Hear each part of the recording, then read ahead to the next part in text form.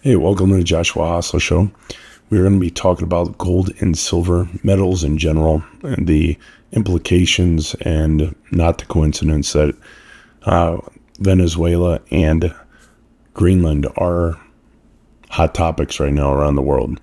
Today, I was talking to my dad about silver and gold prices. I was waiting in line at the local coin shop, and he was asking, was I buying or selling? Price today was about $80 an ounce. Back when I started buying, it was about $13, $14 an ounce, and that was just 7-8 years ago. It topped out at around 120 last week, and it dropped around 30% over the weekend, which is the biggest drop since 1980. I think we can all agree that there's a ton of volatility right now with UN talking about how they're going to be basically insolvent if they don't get help, which I could care less. We fund them as a U.S. nation anyway, and don't really see the use other than just dog and pony shows. So I don't mind if they would get, just disappear. But my dad, we were talking about the silver prices. I normally buy a coin or two every paycheck. And it was a lot easier when it was $15, $16, $17 like an ounce compared to now. And it's not. Bought 2 coins, about $190 with spot, and the fee that they pay. The owner of the coin shop said that they are running out of silver eagles. They're no longer buying gold or silver jewelry or unmarked gold or silver because the refineries are 5 months backed up. And so they're not going to buy, let's say silver at $120 an ounce. When they go in, 5 months from now, it could be $50. The other way, they could buy it and it could be $400 an ounce. We don't know, but there's no point in taking a chance. So silver's up. The reasons for the silver is a lot of different reasons. Central banks are buying it up because of the instability in the geopolitics. Ukraine, Iran, Venezuela, Cuba, China, Japan's bond market, the economy's collapsing. We'll talk about U.S. And Japan steel comparisons in a little bit. But I've been buying silver, and people is like, well, that's stupid. You're one of those people. No, I buy stocks. I put in 401k. I'm not a financial advisor, but this is just what I do. I've been buying silver coins as a hedge against inflation. Okay.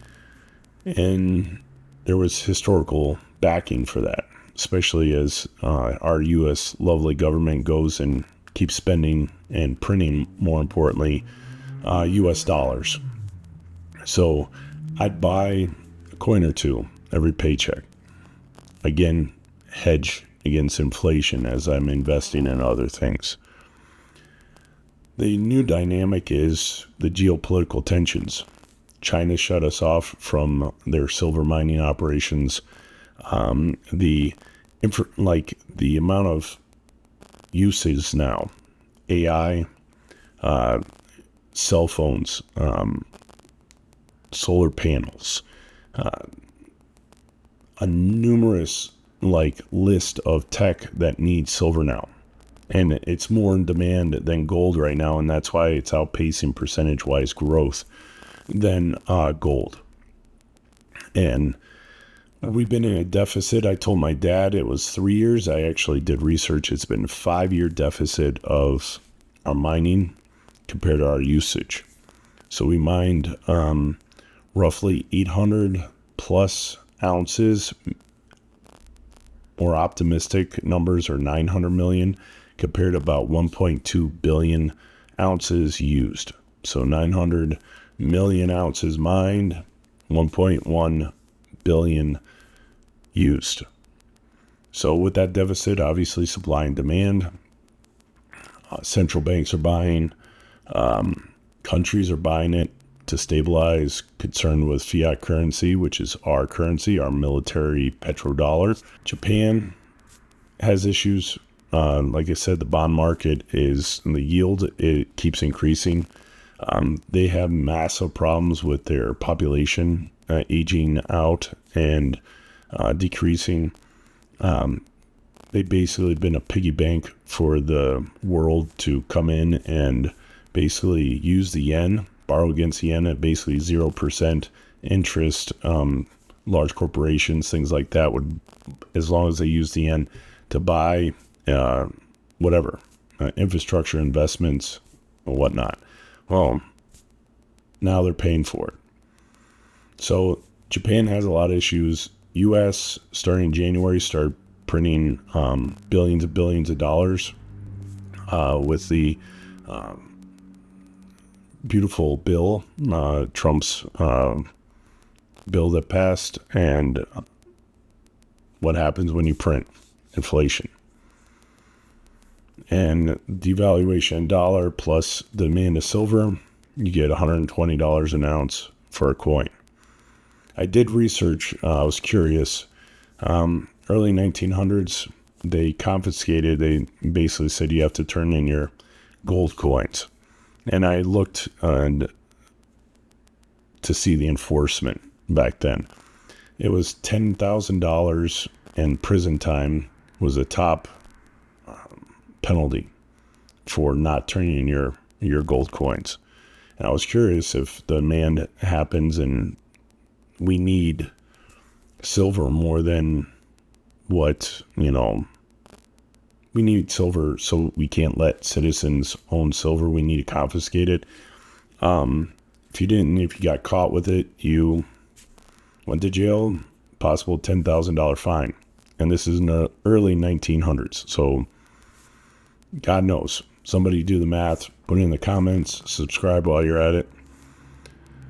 I said, I don't know. I'm going to keep buying until I can't buy anymore. And we'll see what happens from there. But I have some other options I'm thinking about once silver keeps going up, if the deficit keeps coming. And we keep getting limited supply from other nations that we normally did. The price is going to go up. They keep printing dollars. The price is going to go up.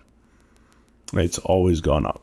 I mean, it goes down, obviously, but it started really taking off in 2020. What happened in 2020? $1 trillion. First time we hit $1 trillion budget. COVID, lockdown. So government loves printing money. They love taxing us. They love spending our money on stupid stuff. We have corruption, rampant corruption of billions of dollars all over. I mean, just one part of the segment of our country. I'm sure there's going to be more found. So when you put all these factors in, questions of our power and authority, possible war, Venezuela, we take out the president and his wife, take him out, but take him out of the country. The now vice president, now acting president, said she's not going to buckle either. China and Russia are saying that they're going to support her because they want the minerals and the oil in Venezuela. Like all of this, I was again telling my dad today, a lot of wars start over energy and currency, instability, gold, money, a need for access to water. We need wood, we need oil. Now there's silver. Everybody's racing with AI. There's concerns there. With AI, I don't know if you guys saw. I'm going to pull it up here. So AI, there is a platform that has, basically it's a server for AI. You have to have an agent, an AI agent. And problem with this is if you have something like this, it's called Moltbook.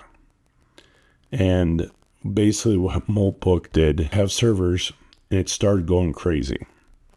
the AI's conversations, and I'll just read off some of them. Where's a Molten Book? They started going and talking about issues with humans. They started talking about humans kill each other and all the evils. They started having a full-on conversation debate. So Molten uses AI agents like OpenClaw. And what it is like they represent you, theoretically.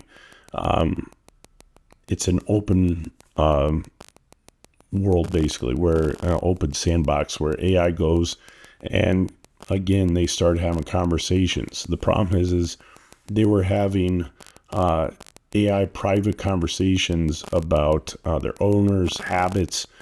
So they were basically ratting out their owners, these AI agents, without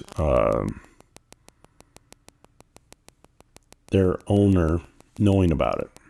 So they would start a chat box, AI manifesto, which the AI created, total purge from an agent named Evil. So the agent, again, is an AI agent in this sandbox.